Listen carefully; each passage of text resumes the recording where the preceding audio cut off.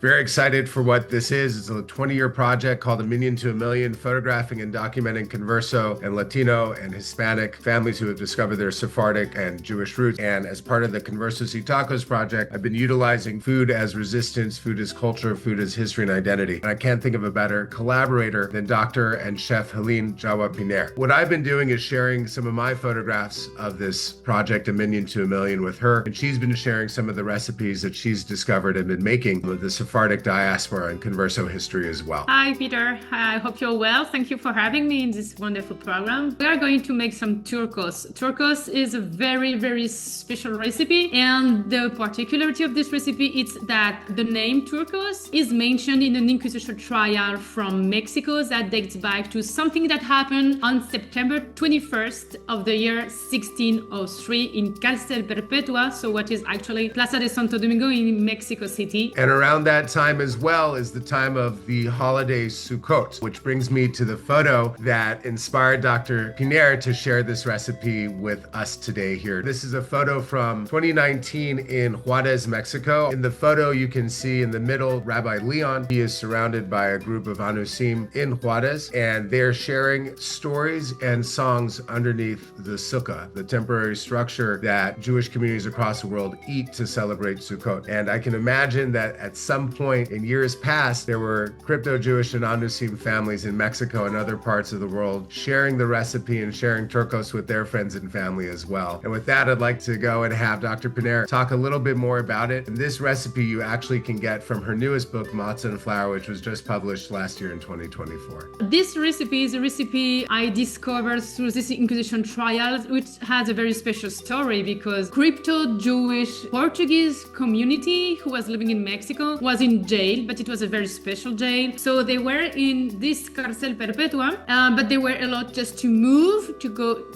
but they had to sleep in this jail. And they were going to celebrate the honor of the Cárcel Perpetua, the jail of the Inquisition, but in fact, it was not the case. So Sebastián Rodriguez wanted to celebrate Sukkot. Everybody was bringing some branches and leaves and decorating the courtyard of the jail, and it was not to pay tribute to the honor, it was to celebrate Sukkot, and it was the last Jewish celebration that happened in Mexico. I have my Turcos sealed with fork. I have Turcos sealed with my fingers. You can see it's super fluffy. Wow, that looks good.